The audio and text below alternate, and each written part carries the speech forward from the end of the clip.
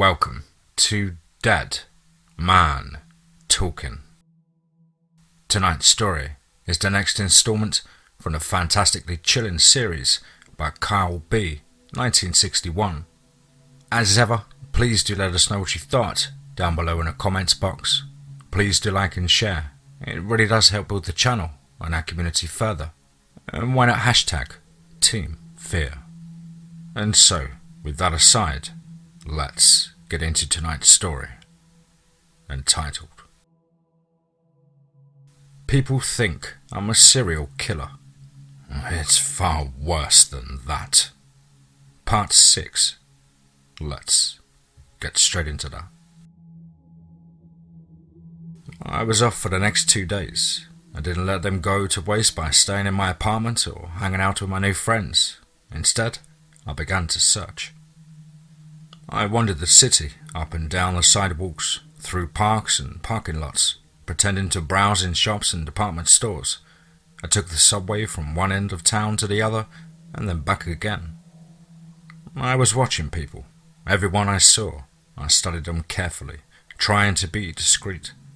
I watched the crowds of pedestrians on the sidewalks, the commuters who rode the subway, the young trophy wives and career women who went by shopping at the more upscale department stores, the bohemian artists and lovers seated at the outdoor cafes, the people enjoying that day in the park. Indian summer had arrived and it was unseasonably warm. The people dining in the fast food restaurants where I went to eat my meals. I watched everyone I saw, carefully studying their faces for the slightest flicker, the slightest discrepancy. I tried to appear casual, indifferent. I imagine that to most people I had the look of your usual fish out of a water small town tourist, newly arrived in town and just seeing the city for the first time. I spent that entire day doing that, and when it got dark I returned to my apartment, having learned nothing. I wondered again if I might just be imagining all of this. I fell into a troubled sleep. The next day I repeated the process. It was a gorgeous, bright fall day, the trees in the park lush with dazzling colours of autumn foliage, red, orange, yellow, but I took no notice. The novelty of being able to see again had worn off, and I was on a mission. I began to lose hope as the day drifted towards early evening and the sun began to set. I hadn't encountered anything out of the ordinary, not one person whose face had given even the subtlest indication that they weren't what they appeared to be. I was just about to give up and return home when it happened. A man was walking down the sidewalk on the other side of the street, going in the opposite direction.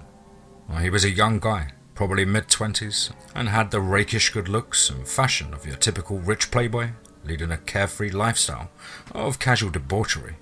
A casual Armani suit, shirt unbuttoned, at the throat to display a gold chain, matching Rolex on one wrist. The kind of pampered, entitled scumbag who lived in a penthouse and survived off daddy's trust fund, and always had cocaine residue around his nostrils, and spent his nights in clubs picking up women he would never even see again after the next morning. I gave him a cursory glance, and his face rippled. My heart skipped a beat. His face wavered, distorting before transforming into that black, formless void I knew so well. His soulless red eyes glowed in the near darkness. He continued on his way down the sidewalk, and I stood there for a moment, feeling a brief flicker of indecision. And then I crossed the street and began to follow after him. He walked unhurriedly, but purposefully, seemingly with some destination in mind, and I tracked him from a cautious distance behind, careful to avoid detection. I followed him for over an hour as the sun finished setting and nightfall descended. The streetlights came on automatically, and the crowds of pedestrians gradually dried up and the streets became less populated. I followed him, or rather it, to the very outskirts of the city, into the industrial district. Warehouses and factories surrounding us, smokestacks towering to the night sky. Colossal black shapes against a backdrop of navy blue sky dotted with stars. The streets became increasingly deserted until it was just the two of us, and the occasional wino huddled around a fire drum, none of whom paid us any mind. The area became more rundown and dilapidated the further we walked. The street littered with trash and burned out cars on the curbs, brick walls covered with spray-painted gang graffiti.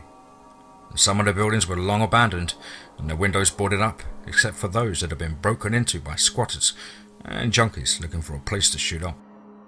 A lot of the street lights had been smashed out and it was much darker here. I became scared, not just because of the strange entity I was pursuing. This was a bad part of town to be in during the day, and here I was, smack dab in the middle of the night. I scanned my surroundings cautiously, eyeing any potential hiding places in the thick shadows, where I half expected to be ambushed any second by a mugger or drug addict or a gang. At last my quarry stopped, about 50 yards ahead of me, and turned down an alleyway between a meat packing plant and a half burned down warehouse, disappearing from view. I stopped there, debating with myself if I should continue after him. It could be a trap. Maybe he had caught on that someone was following him. Part of me wanted to turn around and go home, to just forget about the whole thing. And part of me didn't want to know the answer to this mystery, to just leave it alone and resume living my average, everyday life. But I had already come too far. I had to know. I went to the mouth of the alley, walking as quietly as possible, and peered in. At first, I was confused by what I was seeing. 30 feet away, the young man/thing was standing with his back to me, holding the young girl in a tight lover's embrace. They at first appeared to be kissing, but then I noticed that their mouths were not actually touching. The thing had its mouth, or rather the empty black space where its mouth should have been, about 3 inches away from the girl's parted lips. It appeared to be hyperventilating, sharp, rapid intakes of breath. But it didn't seem to be exhaling, only inhaling. I can't explain it any better than that. It looked like he was performing mouth-to-mouth resuscitation in reverse, and instead of blowing air into the girl's lungs, he was sucking it out. And then I saw the expression on the girl's face, a frozen look of pure, helpless terror. She seemed to be paralyzed in the arms of the thing that held her. And as I watched, she went slack, going limp in its arms, as if she had passed out. It let her go and she dropped to the pavement like a sack of potatoes. I was so dumbstruck with confusion and shock, I just stood there transfixed, instead of ducking out of sight. The thing, in the casual Armani suit, turned to leave, and stopped in its tracks, its burning red gaze locked upon me. And for a long, seamless, endless moment, neither of us reacted. We just stared at each other. Fleetingly, I felt an absurd, insane sense of awkward embarrassment, the way you might feel when you walk in on someone doing something private that you shouldn't be seeing. And then the thing spoke to me, and his voice was completely ordinary and human. The slightly anxious voice of a man in his 20s with a trace of panic that I knew was totally bogus. "Hey man, you better call 911 quick. I think this chick's having a heart attack or something." I was bewildered by this for a second, and then it dawned on me that the creature wasn't yet aware that I could see past its facade and knew it wasn't human. I stared at it, wide-eyed, and asked in a low, nearly strengthless voice, What are you?" His body noticeably tensed, and I think it understood at that moment that I could see through its deception. "What the fuck are you?" I asked it again. It didn't answer me. Instead, it let out an unearthly, high-pitched howl and suddenly charged me, moving with shocking speed and hurling towards me like a bullet. And part of my brain told me to turn and flee, but I didn't listen. I acted purely on instinct, not pausing to analyze my reactions. I grabbed a 4-foot length of rusty iron pipe from a heap of junk beside me. As the thing closed in, I swung at its head. The pipe connected solidly with its head with a thwack, sound, and the shadowy faced thing tumbled to the ground at my feet. In a burst of frantic, terrified adrenaline, I swung the pipe into its head over and over in a wild frenzy. I felt blood splatter on my face, and when I finally stopped, some time later, I let the pipe fall from my hands and clanged to the ground. It lay there, motionless, covered in blood, and I knew it was dead. I stood there, gasping over its body, and then stepped over it and approached the girl to see if I could help her. She lay there, already pale, her eyes staring dully up at the sky, not breathing. I could tell without having to check that she was dead.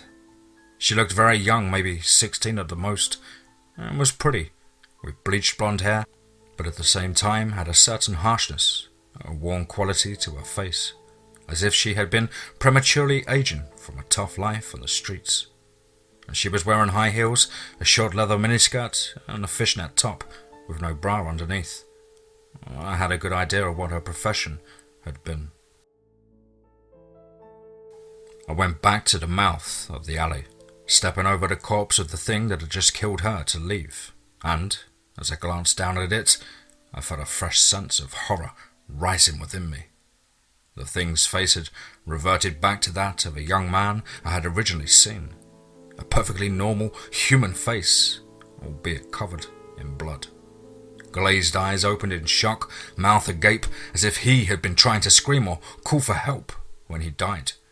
His skull had been split open from the force of the bludgeoning I had given him, and blood and a pink pulpy substance I knew had to be brain matter was slowly leaking out of his head and forming a puddle on the pavement. Gagging, trying not to throw up, I fled the alley and ran off into the night.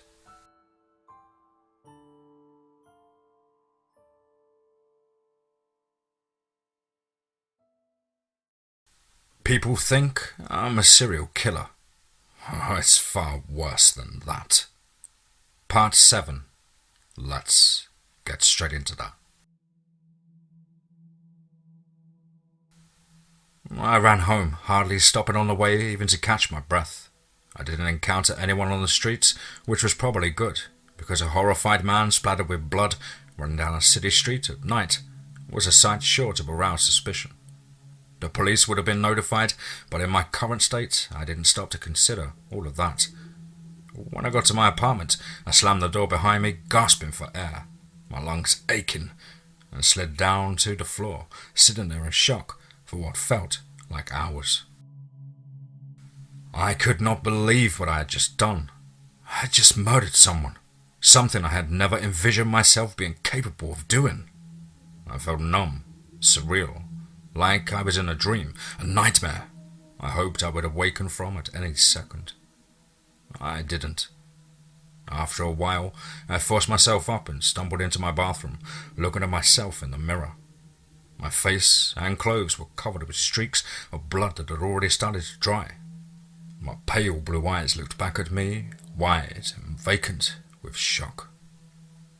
I wet a washcloth and wiped myself clean, then left the bathroom.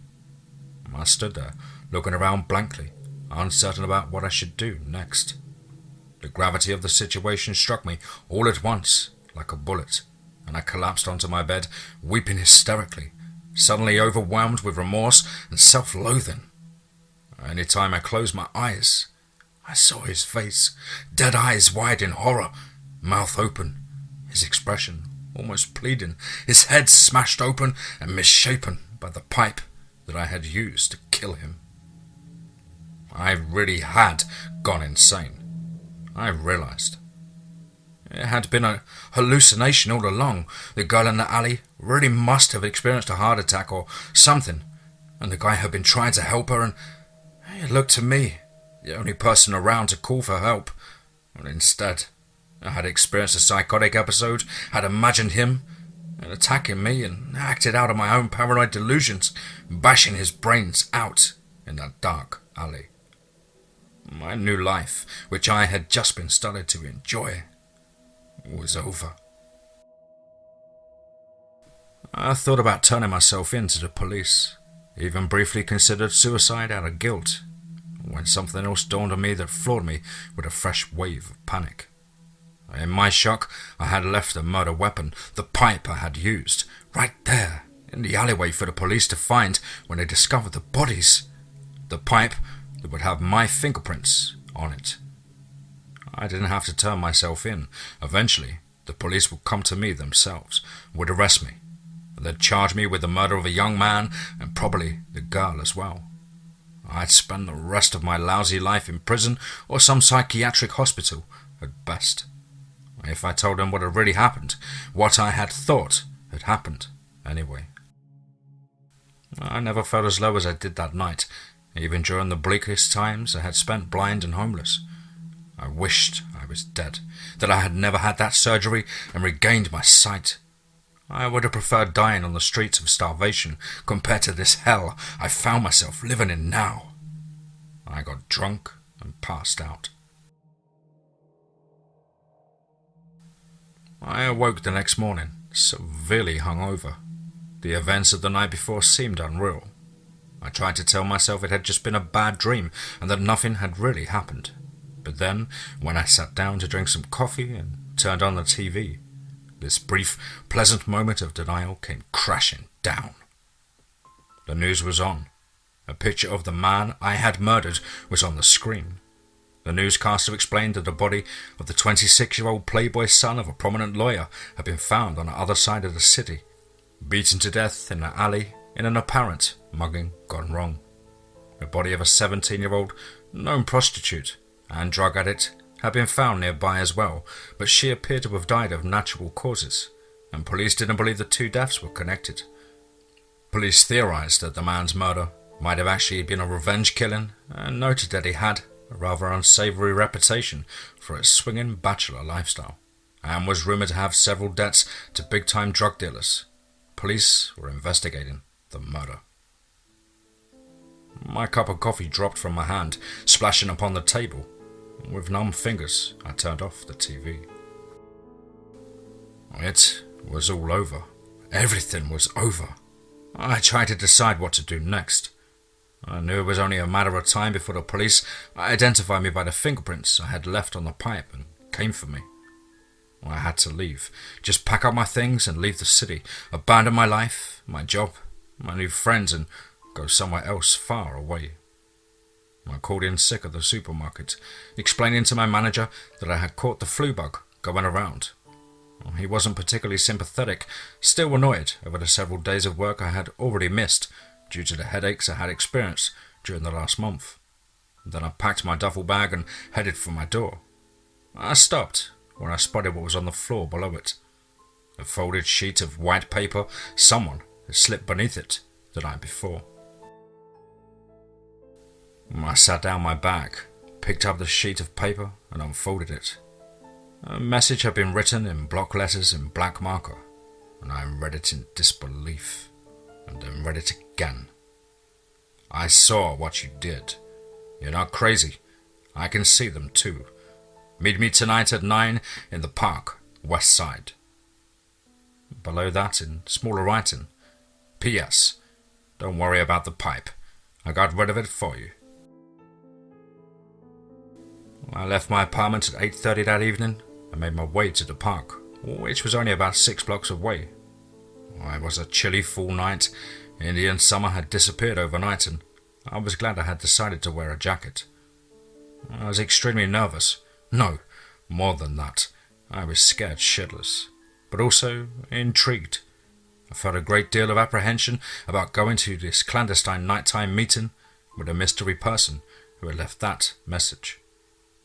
I wondered if it could be a setup. Maybe the rest of those things had seen and had identified me somehow and were planning to kill me to avenge their slain comrade. Or maybe it was a police ambush. Except whoever had written the note knew that I was seeing things, knowledge the police had no way of coming by. Either way, I had to go. I couldn't pass this opportunity up.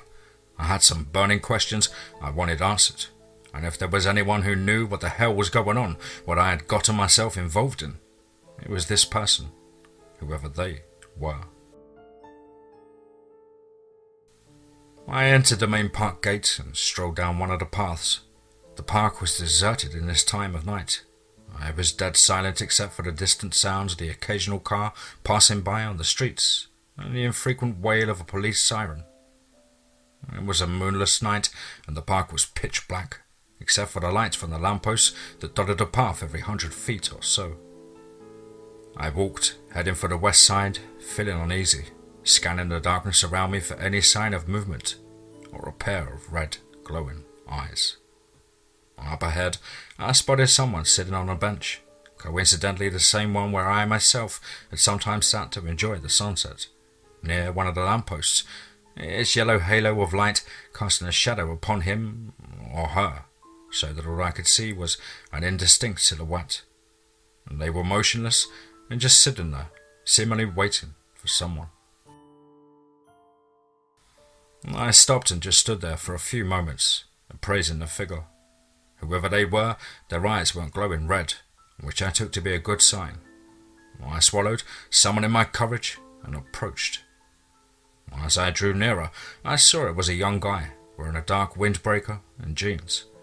He looked to be around 22 or so, and was pale, with short black hair and glasses. He was thin and gangly, and looked like every awkward social outcast in every high school movie you ever saw. The kind of guy who had probably been on first-name terms with all the jock arseholes who had shoved his face into a toilet on a regular basis after 10 of them had used it and hadn't flushed. I stopped again about 10 paces away, watching his face for a few seconds. It didn't ripple or distort. He looked back at me casually, almost blandly, his face expressionless, except his eyes, which bore the hollow, haunted look of a shell-shocked veteran. I went up to him and spoke, getting straight to the business and not wasting time on small talk. "All right, who the fuck are you and what do you know?" He gestured for me to sit next to him. I did. "My name's Jerry," he told me. "I didn't ask for your fucking name. Just tell me what's going on," I said testily. I admit, I was pretty on edge and wound tight. "Look," he snapped at me. "Do you want to hear what I have to say or not? Or if you do, shut the fuck up and listen." I was a little taken back by his sudden aggressiveness. I shut the fuck up and I listened. He studied my face for a moment. "You had a brain injury, didn't you? The occipital lobe, right?" I was shocked. "How the fuck do you know that?" "Because the same thing happened to me." "How did you find me?" I asked him. "I was following you last night. The whole time you were following that thing." "You were?" I said, surprised. It had never occurred to me that while I was stalking that shadow-faced creature across the city, someone had also been stalking me. I never had even the vaguest suspicion. "Yep, I stayed pretty far back so you wouldn't detect me. Same thing you were doing to it." He seemed amused by this. "Why were you following me?" I asked. "Well, actually, I started off following that thing. And then you came along. I thought at first you were planning to rob him. Or it. I figured I should see what you were up to, just in case it might be worth my while. I guess it was." "How did you know where I lived?" "I followed you back afterwards," he said as if it should have been self-evident. "I was going to knock on your door after you got back, but I figured you might be pretty shook up by what happened and needed some time to calm down." So you saw me kill it?" "Yes. I was actually planning on taking it out myself, but you beat me to it." I was startled. "You were going to kill it?" "Yeah. It wouldn't have been the first time either." I felt my skin crawl with this casual admittance. "How many?" I asked him. Jeremy shrugged. "I don't know, maybe 20. Kinda lost count after a while. That's the reason there are not as many of them in this city as there are in others." "Jesus Christ," I said, appalled, looking at him with horror. I had thought that I was crazy, but this dude was full-fledged psychopath. I was sitting here in this deserted city park in the middle of the night, next to a serial killer. He reacted to my judgmental stare, becoming offended and defensive. "Hey, don't look at me like that. It has to be done. You seem to think so yourself last night." "That was different," I protested. "I just wanted to see what it was up to. That thing attacked me. Self-defense. You're talking about cold-blooded murder." He laughed scornfully. "Bullshit. Those things aren't human. You saw it. You saw what it did to that girl." I stared at him. "What the hell are they?" And Jeremy shook his head. "I don't know. I wish to God I did. Maybe they're demons or some kind of vampires. Honestly, I don't know much more than you do. I think they might have been human at some point, but then they got taken over or possessed or who the fuck knows." "What was that thing doing to that girl?" I asked him. "Couldn't you see it for yourself?" "I saw it, but I don't know what I was seeing. I was draining her life force out," he explained. He paused. "Oh, maybe." "Maybe what?" I demanded. Jeremy looked at me troubled and frightened. Or maybe it was sucking out her soul.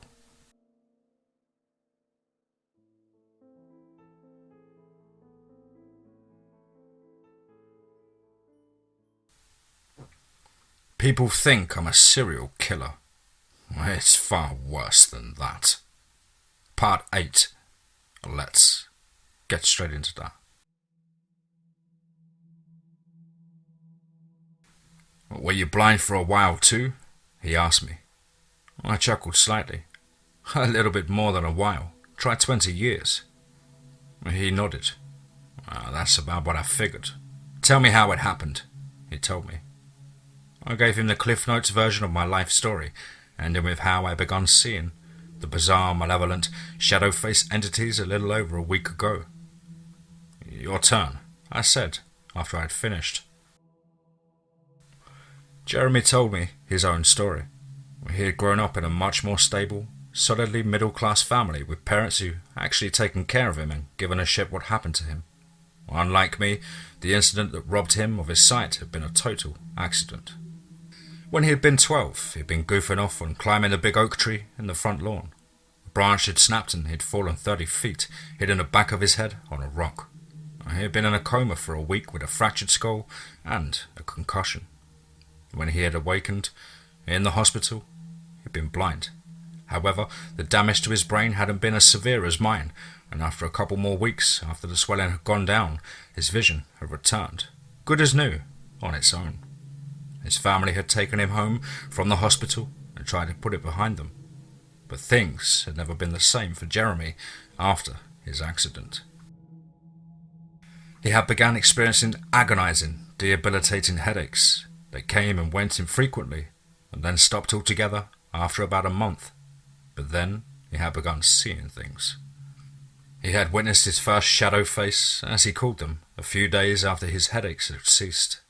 It had happened on the school playground during recess.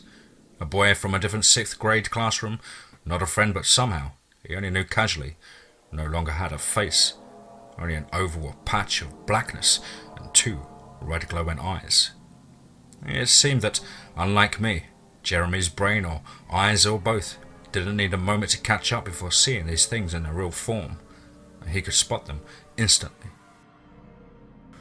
Understandably, Jeremy had been pretty freaked out. He had told the recess monitor, who had told his teacher, who had told the principal, who had taken to calling his parents. His parents had taken him to a doctor, thinking he might be experiencing hallucinations as a result of the head injury. A number of tests had been run, but they found nothing wrong with him. His parents told him he'd probably just imagined the whole thing because of all the stress he had endured after his accident and the temporary blindness he had experienced. And he had learned pretty quickly that he was the only one who could see what the boy's hidden face really looked like, and that unless he wanted people to think he was a psycho, he had better keep his mouth shut about it. He had become obsessed with the shadow face at his school. I had spied on him every chance he got. The shadow face had seemed to act no differently from any other kids, eating lunch with them and playing around with them during recess. At first Jeremy had thought It might be harmless, despite the terrifying black emptiness where his face should have been, and his red eyes. And then, a couple of weeks later, a girl from Jeremy's class had disappeared on her way home from school. At first, the police had thought she'd been abducted, but that same day her body was found in a pharmacy parking lot not far from the school. There had been no signs of sexual assault or foul play, and the medical examiner had concluded she had died from an asthma attack, of which the girl had a history of. She had been found clutching her empty inhaler, and police figured she had experienced an attack on her way home and had tried to reach the pharmacy to get a refill, but it collapsed before she could make it. There were no witnesses, and this had happened 10 years earlier, before CCTV cameras outside most businesses were more commonplace.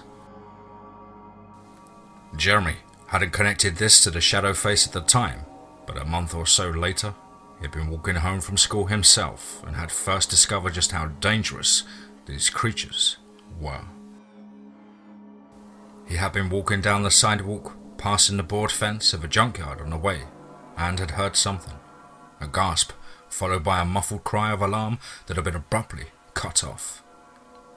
It had come from nearby, from the junkyard to his left. He had gone to the fence and peered through a knothole in it, and what he had seen was something he would never forget. 10 feet away, the shadow face was clutching a boy who also went to the school but was a grade behind them, and with both hands holding him close, face to face. And Jeremy could see the other boy's face was a contorted mask of terror, his eyes bulging, his body was tensed, rigid, and he appeared to be frozen in the creature's grasp. The thing had its mouth close to the boy's and looked like it was sucking the air out of him. And without thinking, Jeremy had thrown down his book bag and vaulted the fence to try and save the other boy. And he had landed in the junkyard, too late, just as the shadow face was dropping the corpse of the boy to the ground. Jeremy had frozen as it turned its burning red stare to him. He had backed up, trapped, cornered against the fence as the thing approached him, chuckling.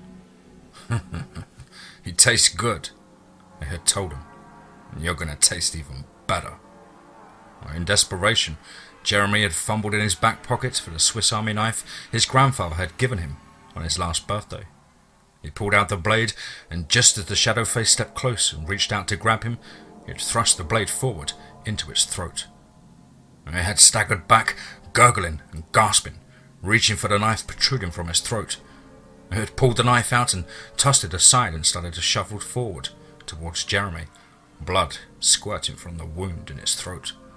It had taken 2 steps and then fallen forward to the ground, dead. After a moment, its face had reverted back to that of the normal 12-year-old boy Jeremy remembered from the school before his accident. Jeremy had paused only long enough to grab his knife and then scrambled back over the fence and retrieved his book bag and ran home, not saying a word to anyone about what had happened. The next morning, Jeremy had seen on the news that the bodies of 2 boys had been discovered by the junkyard custodian. Police theorized that they had been trespassing together in the junkyard after school and had probably been murdered by a vagrant who had been squatting there. Jeremy had tried to put it all behind him and continue on with his life, trying to put the nightmare behind him and thinking that it was over. But it wasn't. Several months later, near the end of school year, the principal had retired. The entire school had been assembled in the gymnasium to be introduced to her replacement, a man. He had greeted the students, favouring them with red eyes that burned from the depths of the blank, dark nothingness of his face. Jeremy had experienced a nervous breakdown and his parents had sent him to a psychiatric hospital where he had been diagnosed with schizoaffective disorder. He had remained there for over a year, enduring therapy and more medications than he could even name, until he had finally faked a recovery convincing enough for his doctors to decide that he was rehabilitated. He knew what he was seeing weren't delusions, though. Not after the medications had failed to erase the shadow faces, one of which had been one of the doctors at the facility. He had just barely been able to function in the outside world, managing to finish high school before moving to the city. "Wait a minute," I interrupted him at this point. "You mean you're not from around here?" "No. Our folks live on the other side of the state," Jeremy answered. Something was bothering me, something he had said before. "What did you mean when you said there weren't as many of them in this city as in others?" He gave me a look that was half contempt, half amusement. "Shit, you seriously think this thing was only happening here? Fuck, man. This thing is happening everywhere, all over the world. It's huge, it goes all the way to the top." I looked at him, stunned and scared. "What do you mean it goes all the way to the top?" "I just turn on the TV when you get home.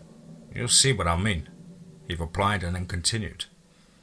In the time between his discharge from the psychiatric facility and the move, he'd only encountered one or two other shadow faces. In person, anyway. The TV had been a whole different story. He had stopped watching TV pretty quickly, along with movies. He had moved to the city 4 years ago, and ever since he had been stealthily following any of those things he encountered, spying on them, and, whenever he felt he could risk it, killing them. He had killed each of them differently, so as to throw the police off so they didn't notice a pattern and a link to the killings. Sometimes he robbed the bodies after he was finished, taking their money and valuables so that it seemed like there was more of a motive. A couple of times he'd even successfully staged the killings so that they resembled a freak accident or suicide, such as pushing one shadow face into the path of an oncoming subway when he had been certain the platform had been deserted besides the two of them. He had learned a couple of interesting details in the time he had been observing these things. Most shadow faces, but not anywhere near all, tended to be from the upper echelons of society. The rich and powerful, doctors, lawyers, politicians, industrialists, even movie and TV stars and athletes. They blended in perfectly with society, doing the same things we did: drink, party, work, and screw. He had even seen one arguing with a human companion who had been completely oblivious to the monstrosity wearing a Brooks Brothers suit sitting beside him for an after-work drink at a trendy bar about the upcoming presidential election. Also, after he had killed them, their faces always changed back to that of a normal person's, adding credence to his theory that they had once been human.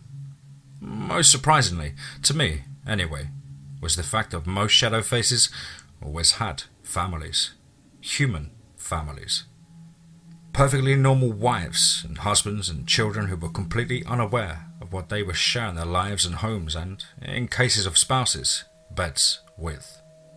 I shuddered at the thought. Another thought occurred to me. I asked him, "Have you ever seen more than one of these shadow-faced things in a family?" "You mean like a couple living together?" "No, they seem to work solo." "No, I mean the kids. Do you think it's possible they can?" I trailed off. He looked at me and saw what I was getting at, and he shook his head, much to my relief. "No. All the kids I've seen are totally normal. It doesn't exactly mean anything, though. Maybe they don't mature until they hit puberty or something. Shadow faces drank and ate normal food like anyone else, but every once in a while, usually after a month or two, they also fed on something else. Us.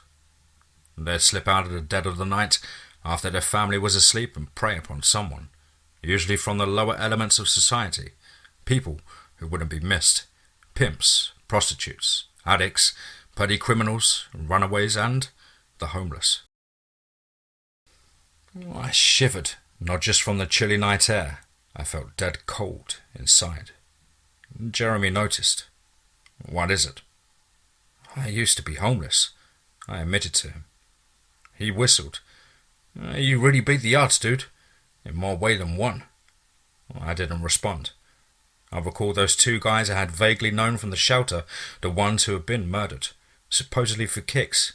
Now, I wondered. Shadow faces usually left their victims where they fell, or there was never a mark on them, and the authorities usually just chalked their deaths off to exposure, or an accidental overdose, or some kind of medical condition. Occasionally, they'd mutilate their victims after death to further throw suspicion off themselves and their true motives. And if I tell you something else, Jeremy said, looking distinctly worried for the first time, I think there's more of them than there used to be. What do you mean? I asked. When I first moved here, usually I only saw 1 or 2 a month. Now, if I'm lucky, I only see that many in a week, sometimes more. And I think they're multiplying somehow.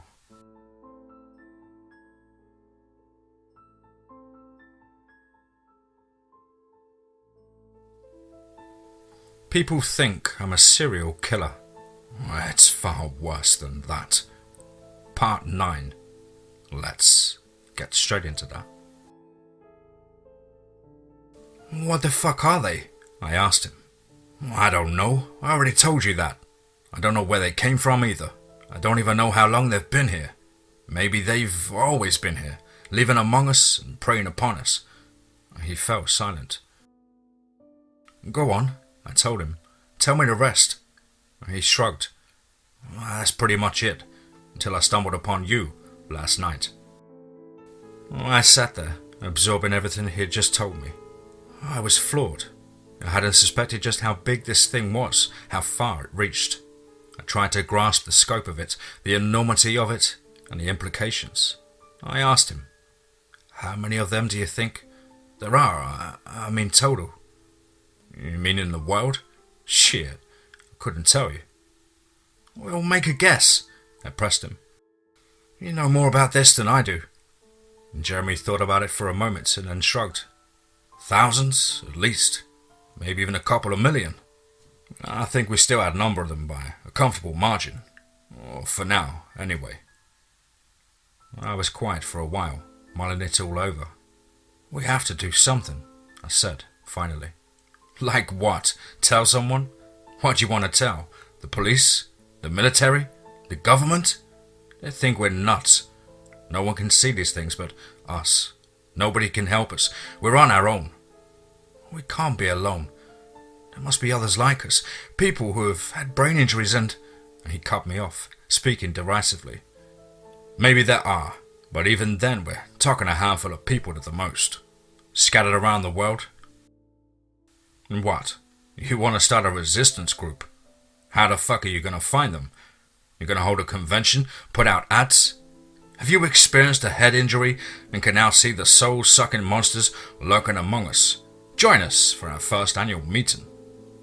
Are you going to provide refreshments? I've been dealing with this shit for 10 years, and you're the only other person like me I've ever met. Frankly, I was convinced I was all alone before last night. The odds of the two of us meeting were probably 1 in a billion. It was just luck we happened to be in the right place at the right time last night. You probably stand a better chance of winning the lottery 10 times in a row before you come across someone else like me. He fell silent. Neither of us spoke for a while. I was lost in thought. Jeremy was right. Assuming there were others like us who could see these things, we were too few and too far scattered to do each other any good and had no way of finding each other. So, what are we gonna do? I asked him. We aren't gonna do shit. You're gonna have to figure out what you want to do about this on your own. I looked at him confused. What the fuck are you talking about? I mean, after tonight, you're not gonna see me ever again. I'm gonna stay out your way and you're gonna stay the fuck out of mine. We're each gonna do our own thing by ourselves. Wait a minute, I said, feeling alarmed. You can't just abandon me like this. We just met. You're the only one who knows what's going on. Hey, I don't know shit. I already told you everything I know. What the fuck did you think? We were gonna team up together and fight the forces of darkness as a duo? You've been watching too much Supernatural. It's dangerous for us being together. How the fuck so? I demanded. Do you think those things are stupid? You think they're not aware that a few people are aware of their existence? They know someone's been picking them off one by one. They just don't know who. Every time I go after one, I'm putting my ass on the line. Each time I don't know if I'm being led into a trap or a risk to each other if we stick together. I don't know anything about you, and You don't know anything about me. If we teamed up and they got one of us, they'd torture us to find out who the other is, and then we'd both be dead. And who the fuck would be left to fight them? Not to mention, if one of us got busted by the cops. Jeremy, I started. That's not my real name. I don't want you to know anything about me, and I don't want to know anything about you. I just wanted to meet you because I thought you had a right to know what the score was. I thought you deserved to know what was going on. I'll give you a little advice. Just forget this whole goddamn thing. Ignore them and try to live a normal life.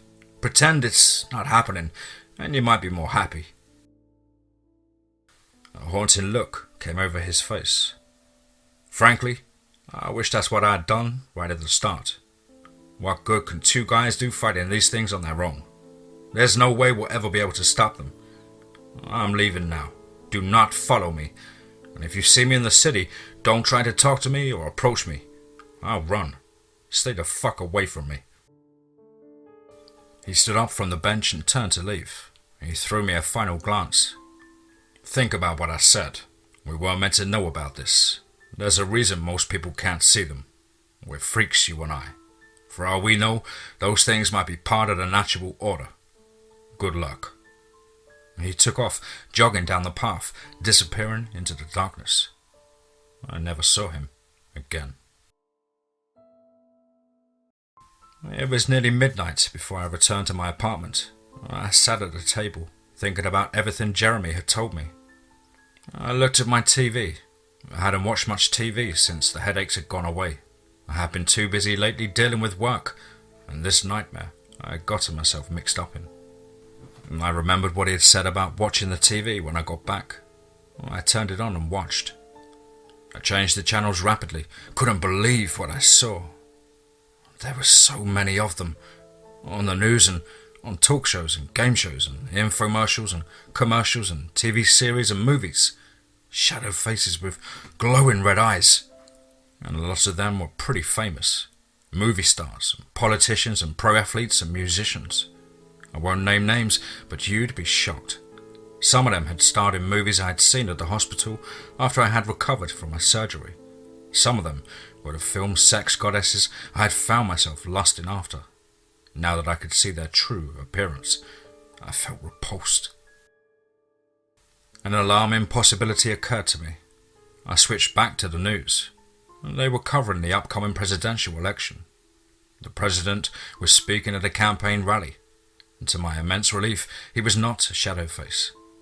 My relief was short-lived when, after the rally was over, they carted the footage of his opponent, some blue-blooded wasp arsehole, who had a reputation for being both a sneering elitist and a religious fundamentalist, who was distinctly not human.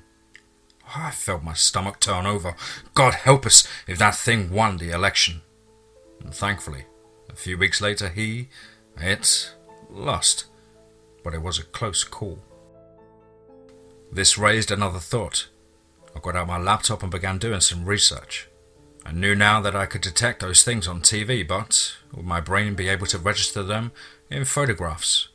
And I began checking out old photographs of famous historical figures, going back to the beginning of commercial photography in the mid-1800s. And once again, I was blown away by what I found.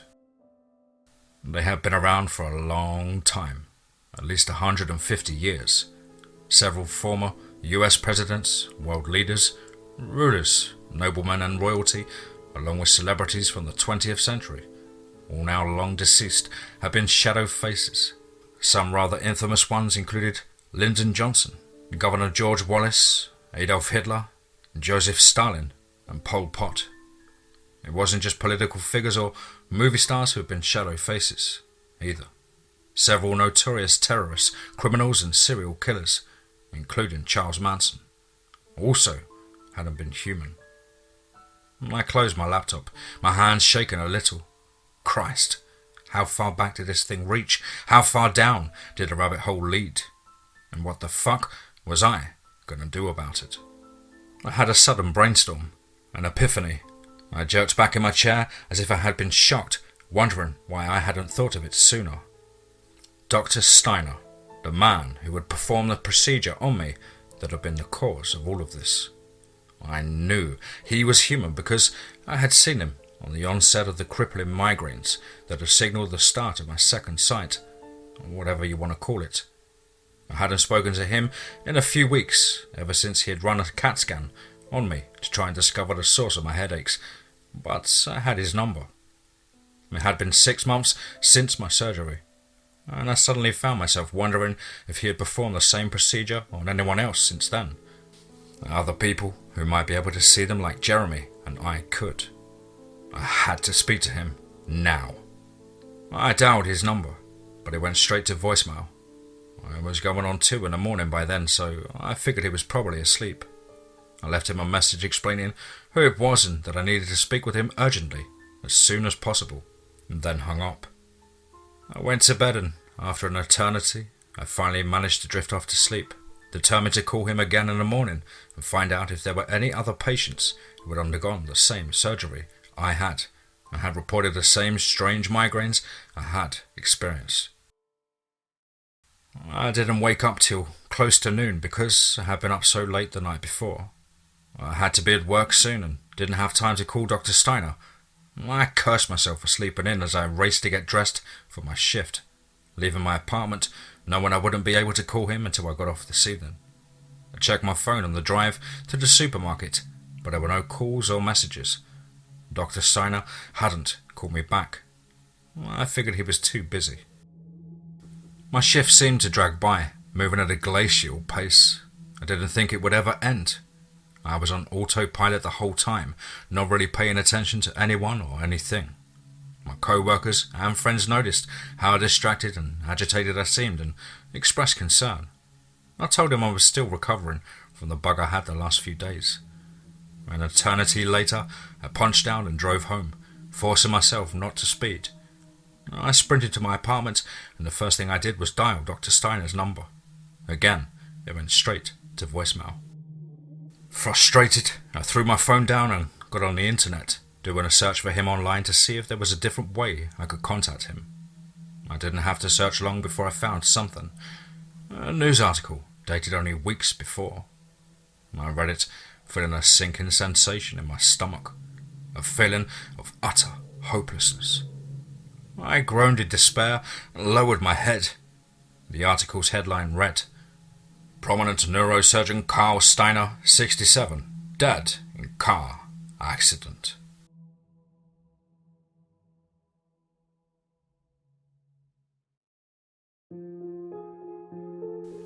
Wow, wow, wow, wow. Another one. Wow. Absolutely spine-tingling, chilling stuff there from the wonderful mind of CarlB1961. Fantastic stuff there, brother. Thank you ever so much for allowing me to narrate this on the show. I hope you're enjoying this as much as I. Guys and girls, you know the drill. As ever, a huge thank you for your continued support. I hope you guys are enjoying this Cryptid Crew membership as much as I am. Of course, as ever, please do let us know what you thought down below in the comments box. Please do like and share. It really does help build the channel and our community further. And of course, why not hashtag Team Fear. As ever, if you have a story that you would like to share with us here on the show, please do get it over to myself at the email, which is dmtforestofear@gmail.com. My email recently has been supercharged. It's like an email on steroids at the moment, with some fantastic stuff in store for you over the next week. So please do look forward to that. I'll be giving some updates and some posts on the community tab, of course, to keep you all in the loop of what's happening and what's coming up on the show schedule. Once again, thank you all so much for the amazing support. Truly humbling, and really are helping me build something special here. As ever, guys, I hope you're well and happy, and keeping focused and positive. And above all, remember, be safe, not sorry.